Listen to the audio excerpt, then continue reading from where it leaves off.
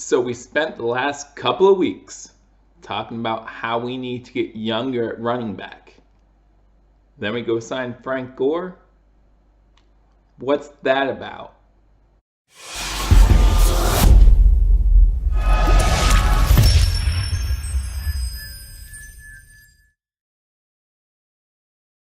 Welcome to BILL-ieves Talk. My name is Joe, and welcome to more coverage of free agency breakdown of the Buffalo Bills as we look at old man Frank Gore, Old Faithful a little bit, as he's going to be 36 years old as he hits the 2019 NFL season. And I know a lot of Bills fans think this is crazy, think this is nuts. What are the Bills doing? And, I'm not sure what the Bills are doing, so I'm not going to pretend like I do. But let's take a look at the numbers, okay? Let's dive into it. Obviously, a lot of people are upset about this move for the Buffalo Bills, but why?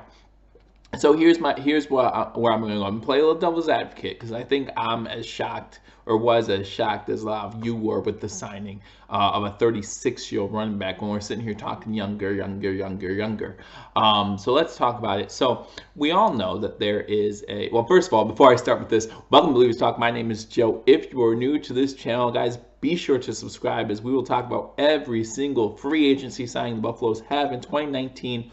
We'll go through the NFL draft. Once you hit that subscribe button, hit that notification bell, we'll be live for days 1 and 2 of the NFL draft. Come hang out with us if you're a Bills fan. We'll break down what the Bills do in the draft. We'll break down the draft a little bit, what players are available, who the Bills want, things like that. I'll obviously do some mocks before that, and we'll have a good time. We go up to and include the regular season where I'm live for every single Buffalo Bills game. So you better believe we are here. So watch it with us, whatever you want to do. Or if you can't watch it, of course, we'll keep you updated. So we'll keep you updated not only on the Buffalo Bills, but all of Buffalo sports. So hit that subscribe button, hit that notification bell. But let's talk about Frank Gore.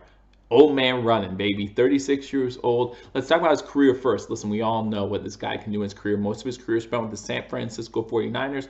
Talking about 14,748 yards, 77 touchdowns, 4.4 yards per carry.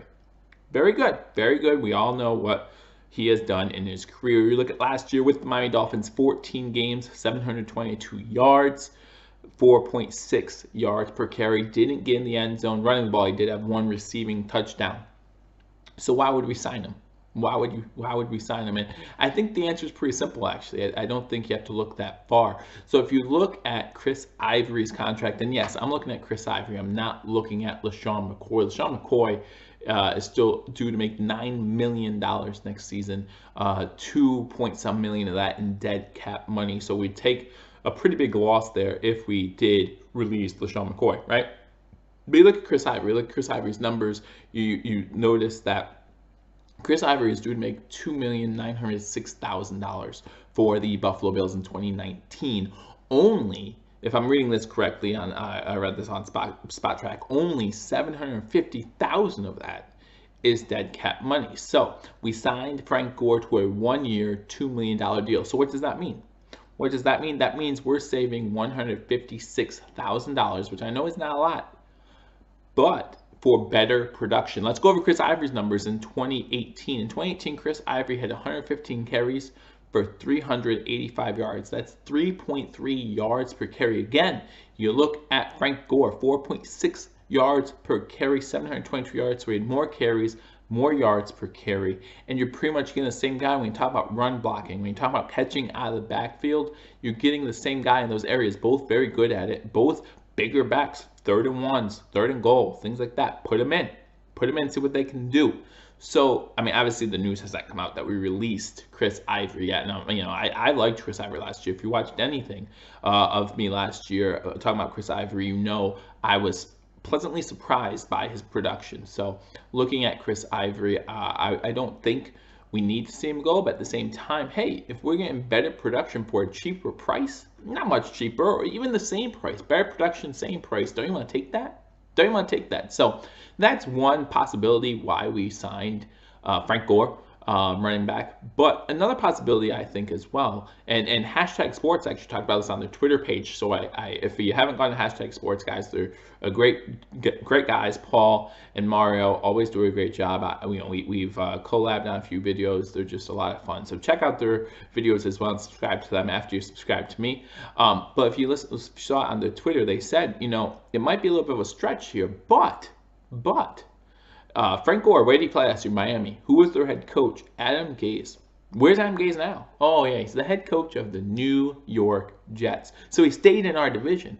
So, it's a very, and they said it's a very Patriots move to get a player cheap for maybe a 1 year or 2 year deal, get some information, and not only get some information, use their talents as best you can, and then see you later. So it's a 1 year deal, okay? And guys, let's be honest. If you look at the running back class going to 2020's NFL draft, it looks much deeper and much better than this class now. And this class isn't bad. This class is not bad at all. But what I'm saying is it does look a little bit better than this class does this year. So maybe it's just a time gap. We see a guy that we want next season. So why get a young guy in the draft now? And I'm not even saying we're not getting another young guy in the draft this year. We still might. We might look at Bryce Love as a 4th rounder and say, that's the guy. We all know how much I love Bryce Love, so you knew I was going to bring him up, right? But that's the guy we want. And if that's the case, there's no problem with that. There's no problem with that. But what if Frank Gore's a time gap? Plug him in for a year, plug him in with Sean McCoy for a year, and then next year we look at that running back position a little bit more and get a little bit younger at that time. Or maybe we sign a 42-year-older. I don't know who. Maybe we sign Tom Brady and say, we think you can play running back.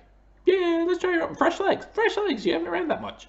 So we'll see what happens. But I think as far as making sense of the Frank Gore signing, 1 year, $2 million, again, I think that's the best I can do.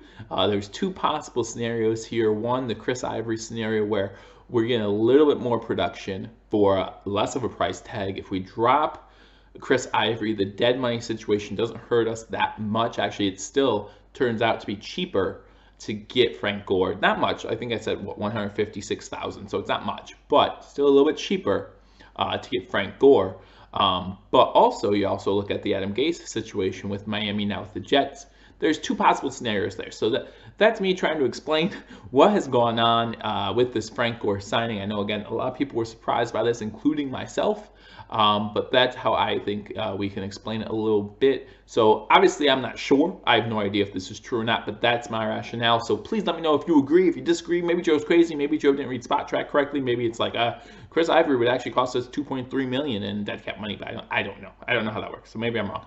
But right or wrong, you guys will let me know. So again, thank you for joining my BILL-ieves Talk. Again, my name is Joe. We will keep you updated on all things free agency and all things Buffalo sports, Buffalo Bills, Buffalo Sabres, Buffalo Bulls, March Madness, right around the corner.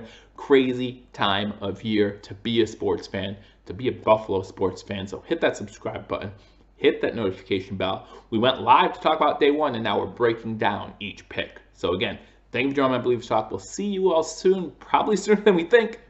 Until I do, go Bills.